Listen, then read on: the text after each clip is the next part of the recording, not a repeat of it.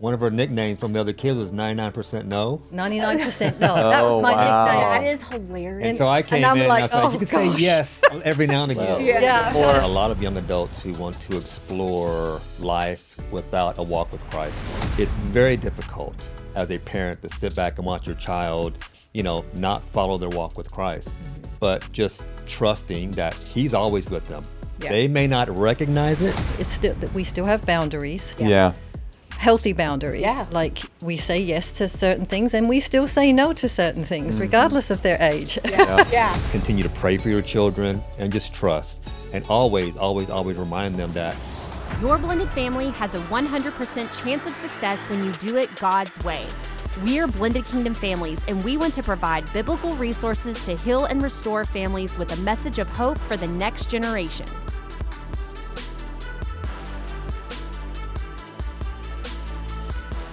Hey guys, welcome to the BKF podcast. We are so excited you're here with us today. If you haven't already, take an opportunity, like, share, subscribe. Did you know that you can get notified every single Monday when we drop a new podcast? We would love to invite you into our community. And today we have some really special friends and guests with us today. Yes, you guys, we have Tracy and Michael Maxwell. Welcome, guys, to the BKF podcast. thank you for having us. Yes. Yes. Well, y'all, I just want to share a little bit about Tracy and Michael. They're a power couple, and we have a lot to learn from them. So they've been married 13 years. They have 3 adult children. They are a blended family, and both previously married and met at a more mature age, which we're going to dive into that. Tracy is an independent health coach with Optavia. She partners with people by walking them through a comprehensive pre-written lifestyle program, creating a sustainable, healthy habits for them and their families. And Dr. Maxwell started his professional counseling career in 1999 with experiences ranging from working with juvenile delinquent incarcerated youth, incarcerated adults, psychiatric patients as an elementary school counselor, as a secondary school counselor, and as a counselor educator, and as a private practice clinician. Wow. Yeah. And he's also written over a dozen articles and book chapters that have been published in professional counseling journals and textbooks. So you guys are busy and y'all have done a lot. We like it that way. Yeah. Well, and Michael and I have known each other even longer than he's known Tracy. Right. So Michael and I actually used to work together even before y'all met and way before we met. Yes. So we were professors together in Dallas and got to know each other and had a lot of fun together. Yeah. So it's kind of nice to see all this coming full circle I agree. and I agree. staying connected. So it's Yeah. good stuff. Well, first, we kind of learned bios, but we want to know more about you guys. Yeah. Tell us about you, your family, and kind of just whatever it is that you do. Me? Yeah. I always look at him first. Yeah. Well, we're followers of Christ first and foremost. We love the Lord, and it's a filter we run every decision through. As you had mentioned before, we met later in life. We were in our 40s, and we met online through eHarmony, and so thank goodness for that resource, because we probably would not have met otherwise. But God has a plan. Yes. Yeah. And I can remember the beginning of our relationship. We would kind of semi-kid about, man, I wish we would have met 20 years ago. But at the end of the day, we probably would not have been attracted to each other. Yeah. And so it's Grown since then. right. Yeah. So Matured. God's timing is always perfect. And, we had to mature into who we are now to be a good fit. Yeah. And so no looking back. We're trying to make the best of the years we have left. And as you'd mentioned, we have 3 adult children now. When we met, our oldest was 15, our middle child was 10, Maddie was 10, and Mason was 7. Wow. And so, we were kind of in the midst of raising children, but kind of older children. We were very blessed to have just well-mannered, well-suited, well-balanced children. You hear some of the horror stories about blending families and how the kids have a hard time with it. Yeah. I'd like to say we had a rough month, Yeah. the first month. That's right. Yeah. And just the kids had to kind of, because we promised them life was going to be pretty good. Yeah. Because, as a single dad, my main focus were the 2 kids. As a single mom, her main focus was Javon, our oldest. And so they kind of pouted a little bit, but once they knew that we were going to be combining resources and Yeah. bigger house and better Yeah. vacations. That's what we really had to focus on. The younger one. Yeah. The 2 younger More ones, fun. It's like, right? It's Yeah. like, hey, it's double the money, Yeah. double the fun.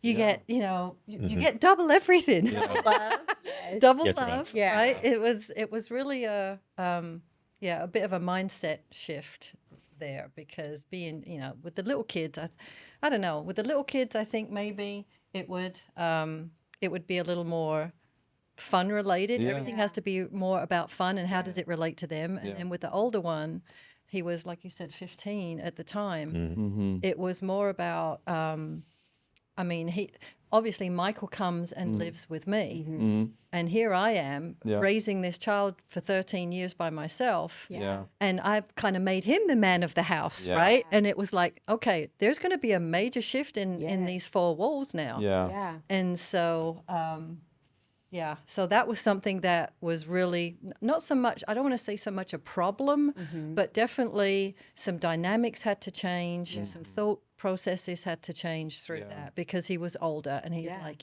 but, Yeah. this has been my house too. Yeah. So, Well, I love that, Michael. I don't know if I've ever asked you this, but I'm sure your background helped you a lot in aiding a process. You didn't come in, with this idea like, I know everything and it's my way or the highway. Michael he's a very well versed person, especially dealing with young kids. So, right. how did your experience kind of lead you into maybe some more successes? Right. Thanks, Scott. It's Yeah. a great question. I'd say my professional experiences and my personal experience as well. Yeah. Really, if you're a lifelong learner and you're willing to learn from your mistakes and learn from your experiences and put those forward, then it's difficult to go wrong. I mean, sure, personalities come into play. Sure. Right. And again, we are very blessed with just pretty well balanced children. Yeah. I can remember Tracy complaining about a lot of things that Javon would do or think about. I'm like, Tracy, your son is actually one of the better ones. Yeah.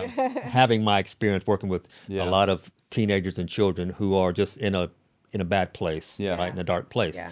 And so, to your point, certainly, I didn't come in, pumping up my Yeah. chest and trying to say, well, it's, my house and my rules. I knew I needed to find my way to fit in. Yeah. And but at the end of the day, I think all of our children, they wanted us to be happy.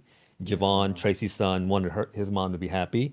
I actually told him first I was going to propose to his mom, and I kind of asked for his permission. Yeah. Good. And That he was cool with key. it. I Yeah. think that was key. I think that was really what kind of opened up the door to, I think this is a really good dude for my mom. Yeah. Yeah. I mean, because he obviously at 15, Yeah. going on 16, you're very impressionable, right? You're around all of your friends are probably more important than anything else Oh, in yeah. your life at that point. Yeah. And so it needed to be, this is something that I prayed for. Oh my gosh. And the Lord just couldn't have, he just couldn't have given me anything better, because I literally prayed for, Father, give me someone who can relate to my son. Wow. I wanted that more than anything, Yeah. right? Because number one, being a foreigner, Yeah. not raising or not knowing what the school system is like, not Yeah. knowing, Yeah. I mean, he was 2 when we came here. Yeah. And I was raising him pretty much by myself the entire time. And I was still trying to navigate the American way of life. Yeah. Yeah. And figuring things out. Yeah. And so, for my biggest prayer to be answered in that fashion, I'm very, very grateful for it. Yeah. Because that meant more to me than anything. I need someone who can relate to him. It wasn't another girl that I had raising a girl. I was raising a son. Yeah. I'm not a man. I'm not a boy. I'm not a man. I don't have any brothers. Yeah. I have one cousin who's a male. Yeah. Everyone else is female. So it just wasn't something that I was, really relating to. And so I really, really needed that. And God, as we know, Yeah. God knows what we need Yeah. more than we do ourselves. So very, very thankful for Michael. Yeah. I think what encourages me about your story is you guys said, you had a bad month. And man, there are so many blended families that it's just a struggle, like from the beginning. And then it is for years. And so I think I'm just encouraged by hearing a story where like you guys that it doesn't have to be, and you didn't experience that. And I think there's so much encouragement and advice, especially you guys have adult children now, and you're empty nesters. And I know there's so many people in our community who are listening that they're needing that encouragement and hope. And so what strategies can help navigate like different expectations and values? Tracy, you said you were a foreigner, so like you're not just blended families, you're culturally blended as well. And so what are some strategies that can help navigate different expectation, values, and relationship dynamics as you begin to blend, and with stepchildren and your biological children? I'd say best case scenario, start early. Yeah. Again, in our circumstance, we had a teenager and a couple of preteens, and we began establishing sort of some family traditions early on, Yeah. while maintaining the idea and the understanding that they have other parents that they love and adore, and so we weren't going to badmouth the ex. That never works out Yeah. in any way. We want to create high quality, meaningful experiences for the children, create some traditions, and knowing that when they become adults, they're going to be establishing their own families. They'll have a spouse. Their spouse will have parents. So when you have a blended family, it's doubly complicated because you have all these other players, other stakeholders Yeah. in the mix. And so what the best that we can do is we can establish good, healthy, value-filled experiences, and then share with our children what we prefer. Yeah. Right. So, Thanksgiving comes around and they have to decide, I'm going to go to mom's, dad's, stepmom's, stepdad's.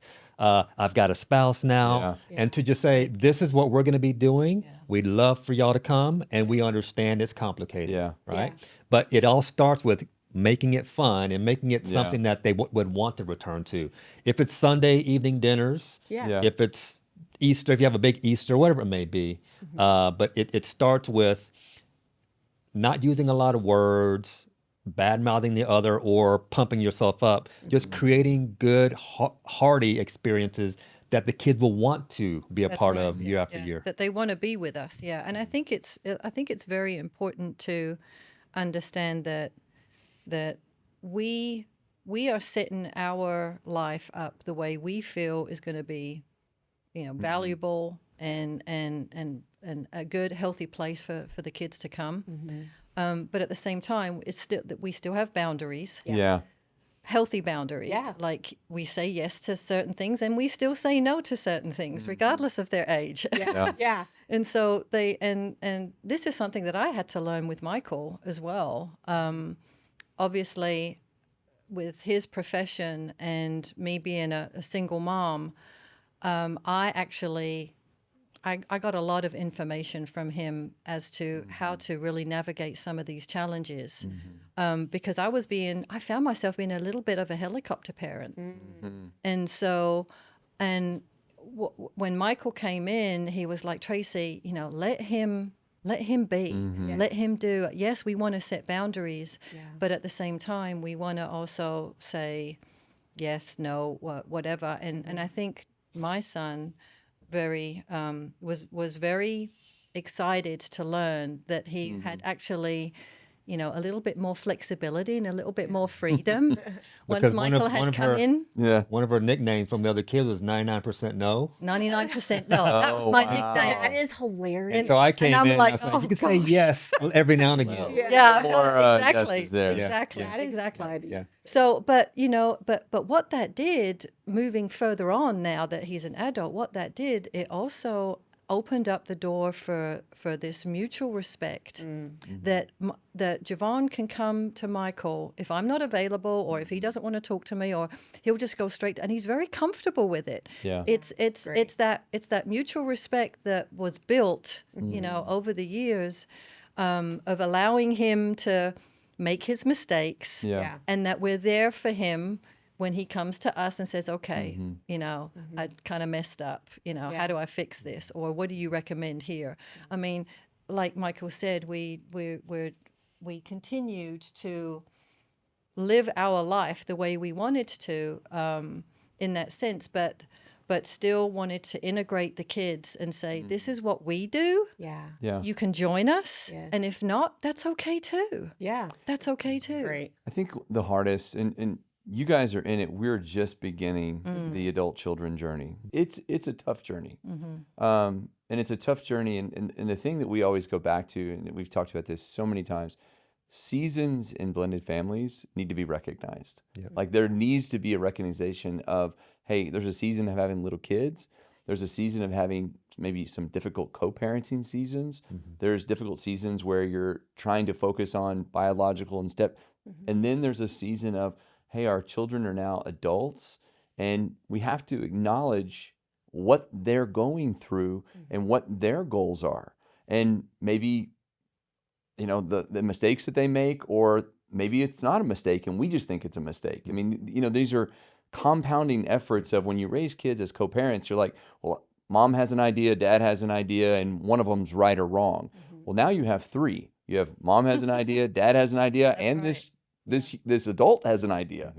And so we're learning to navigate that. We're seeing that. I want to ask you guys specifically, and maybe the audience is going to get something out of it, but I'm definitely going to get something out of it.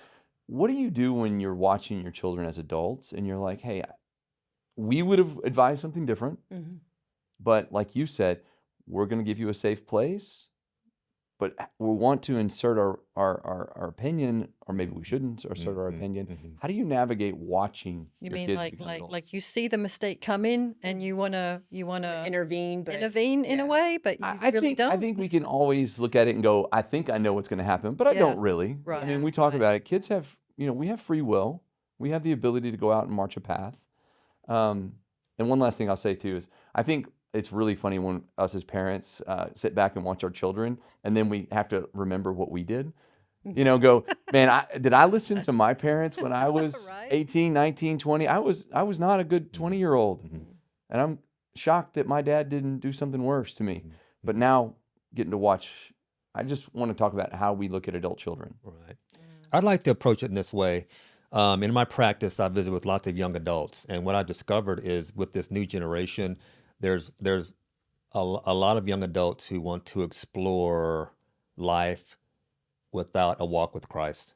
So as parents, you raise them up in the church, and they go to church with you, and they're made, air quotes, made to go to church, and then they get to a point to where, you know, I want to sleep in on Sundays or not go to Bible study.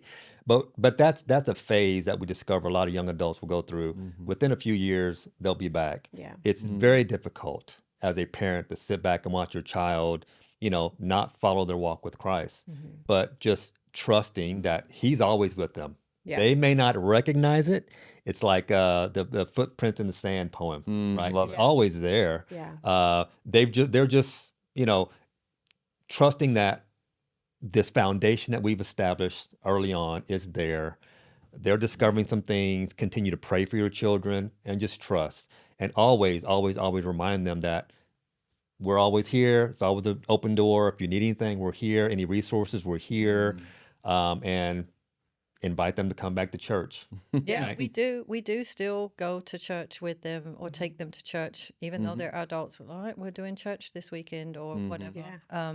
You know, my son, he knows that I want to go to church, a different church than our regular one on Mother's Day or a special day, and you know, he's glad to come with us, and that always makes me, you know, that just warms my heart, obviously, because when they're out there, and none of our three kids have started their own family yet, so we're in that in between phase of seeing them discover who they want to be or what they want to do, and many times it doesn't involve having, you know, Christian friends or going to church regularly or none of that. And It's almost like you want them to go ahead and get married, because like, yes, when you do this, I know that you're going to come back to where we Yeah. taught you, Yes, because yes, I know yes. that's going That's to work. true. Like, That's go ahead and true. get through this single phase and Yeah. get some stability there. Yeah, and always very pray much. for the future spouse as well, Yeah. to be a Christian Sure. spouse, Yeah.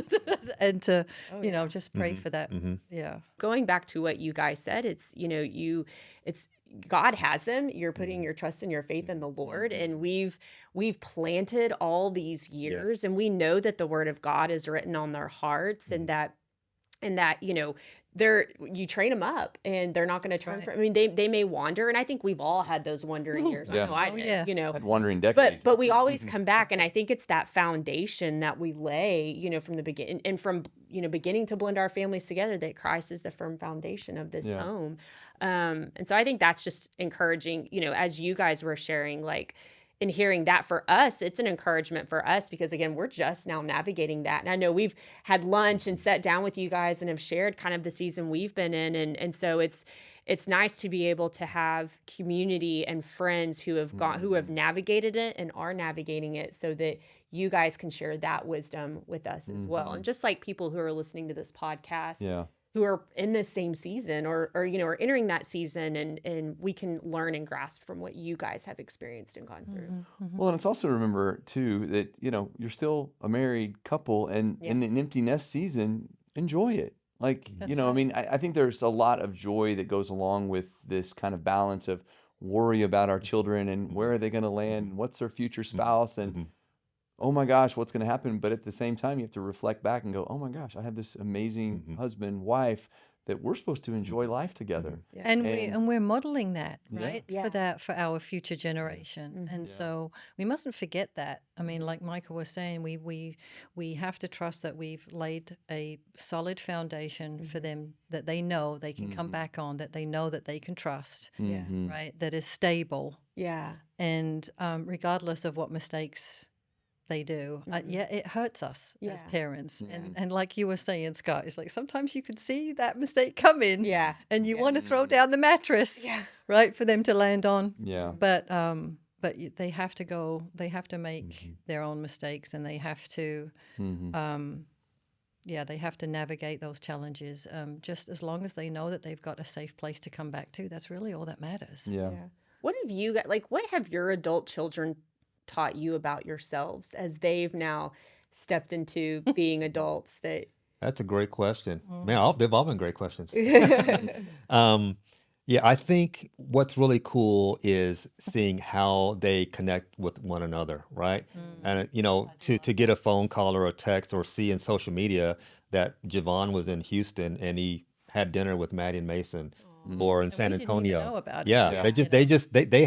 they have a little subgroup that we're not aware of. Parents but not allowed. but it is so it's so encouraging to know Yeah. that if something were to happen, Yeah. They'd be that there for they've each got other. each other, Yeah. right? Yeah. And there was never, from my knowledge, any animosity, any sense of favoritism, or it's just, this is our life, right? And we set that up with them. It hasn't been perfect, and there's still hiccups along the way. Yeah. But I can't overemphasize the importance of starting from the beginning with a good, strong foundation of this is who we are. We're going to have a God-led household. He's first, and then the man of the household. But guess what? You guys aren't going to be wanting for anything. Yeah. We don't have children with a sense of entitlement. However, they've come back to us, and like Tracy had mentioned, we're doing life. We're enjoying life. We love to travel, and the kids don't pout, and they don't have a sense of because they're we still support them, certainly emotionally and psychologically, a little bit financially, but they are taking care of themselves. They don't Yeah. look to us to save them. They first, because we prepped them to be resourceful, right? Yeah. Be ye resourceful first. And if you can't tap into any other resources, you know where we are. Yeah. But they've mentioned us how inspirational our life is to them as much as we Yeah. travel, because that's our biggest sort of hobby is Yeah. to Yeah. just to go see the world and be with each other. And even though we met in our 40s later on in life, I didn't consider her as damaged goods. I didn't consider her as having all this luggage. I mean, it's like, hey, if the Lord has another 40 or so years for us, let's go enjoy it. And so for your listeners, if you are considering blending a family or dating again, and you're a little bit in your, experienced season, there's still a lot of life out there and fun out there, and enjoy it. But you've got to have the right mindset And because you'll find what you're looking for. If Yeah. you're looking for the poop in life, you'll find it. Yeah. If you're looking for the diamonds in life, you'll find them. Yeah. Yeah. It's just a funny self-fulfilling prophecy. Perspective, yeah. Yeah. Yeah. Yeah. It's so good. It reminds me of when we first met. One of the things that stuck out to me about Michael, he was extraordinarily intentional about what he was doing. Like when we met, we were in that dating season, and I remember the intentionality that he told me about. Yeah. I mean, he was very intentional. So that's not a mistake. That's where God eventually took him. Was the intentionality? And he does of that. everything with a lot of intention. Yeah. Well, we're coming to the end of our time, and I think it's worth recognizing you guys are not normal guests on our podcast. You have been friends of ours for a long time, supporters of the ministry. First time on the podcast, but Yes. definitely so many That's times right. beyond the scenes and praying for us, praying for the ministry. So first, we just want to thank you. Yeah. It We really is honor an you guys. incredible honor to call y'all friends. But the last question we always ask is, the name of our ministry is Blended Kingdom Families. What is a blended kingdom family to you? Wow. You know, it's blended kingdom family is just the perfect way to show how really the kingdom of God looks like. Mm-hmm. It's when I think about it, to me, that's what heaven looks like. Mm-hmm. Is these blended families, because that's what we all are. Mm-hmm. And it's such a great recognition to, and I love the work that you do. It's such a great recognition to show others how it can be done regardless of the obstacles and the challenges that life bring us. And, you know, family dynamics is so complicated, Yeah. especially nowadays. We live in a dark place. Mm-hmm. And BKF really does bring a light on the whole situation, on the whole, just everywhere in the world. And I imagine, you have the stats. I don't know all the stats, but I imagine that you are bringing this light into areas of the world that we don't even know of. It's because it really, I mean, families are everywhere. Yeah. Yeah. They are in every country. There's no society that doesn't have families. Yeah. And to navigate all of that in a godly way is a beautiful thing. And so that's what I want to support. Absolutely. That's what I want to support. Yeah, we love the existence of this ministry. It's one of our favorites to support. And, Blended Redeemed book and the workbook. We do support groups at our church, and we love using the workbook. It's so well laid out. We just go chapter to chapter to chapter, and it's been well received. The idea that, blended families, there's no stigma. There's no scarlet letter. Right? It is a reality. There are probably more in society than not. Right. The divorce rate keeps climbing. Yeah. And to recognize that, you too are embraced by the Lord, it is the epitome, to me, it's the epitome of the gospel. Death, burial, resurrection, right? We tried a marriage and had some children, didn't work out, but we didn't stay in that grave. Yeah. Right? Right. We decided We to were rise resurrected up and before. to find each other. And again, it's a mindset. And so, BKF for us, it's a perfect ministry because we're living it out. It encompasses love who it. we are. Yeah, for sure. I love it. Yeah. Well, we love you guys. And again, we're just so thankful and grateful for y'all, and that there was that reconnection later in life. I know that's full circle, and I remember when we attended, because we were attending the same Yeah. church, and Scott was like, "Oh, that's Michael." And and so it's just been so cool to watch the relationship grow over the last Yeah. few years. And we're just so thankful for you guys, and thankful that you are able to share your wisdom and advice on the podcast, because I know, like, we've had to come to you guys for Yeah. stuff that we're going through, and we all have a story, and we all have different experiences that we can share with one another that helps one another. And I feel like that is what the kingdom is all about. And so we get to serve one another with the gifts and the things that we have. So thank you guys. And we've got a lot more years to come. Amen. We're in That's maybe right. the halfway mark. We're at halftime. We got a long time. So a lot more. You're only as young as you feel. Exactly. Yeah. This morning I feel pretty young. So, you know. Good. Well, we just need Tracy to be our health coach. Yeah, exactly. We're good. We're good. Yeah. So, yeah. Well, we're thankful that you guys were here. And we're thankful that you guys stayed with us. And if you've watched this podcast and you want to go and find Michael and Tracey, where can they find you guys? You can find me at drmichaeljmaxwell.com. Yep. Dr. Michael, letter J, Maxwell.com, all one word. Yep. Awesome. And for me, I'm on social media. Love So, it. Yeah, just Tracey Maxwell on Facebook. Oh. And on Instagram would be Sincerely MBS, which is Mind, Body, Spirit. Love it. Love that. So, yeah. Well, we're excited that you guys were here and we're excited that you guys have been with us. Yes. We hope that this episode has blessed you. We hope that you have taken something nugget away and said, I think I'm going to use this in my life. If you haven't already, take an opportunity and just subscribe to the podcast. You'll be notified every single week when we drop a new podcast, and we cannot wait to be with you again next week. Yes. Guys, take care. Be blessed in all that you do. Hey, friends, so glad you were here with us today, and I hope you enjoyed today's episode. You can find more resources from Blended Kingdom Families at blendedkingdomfamilies.com. Join us again next time as we talk about more blended family topics. Be blessed in all that you do, and remember, nothing will be impossible with God.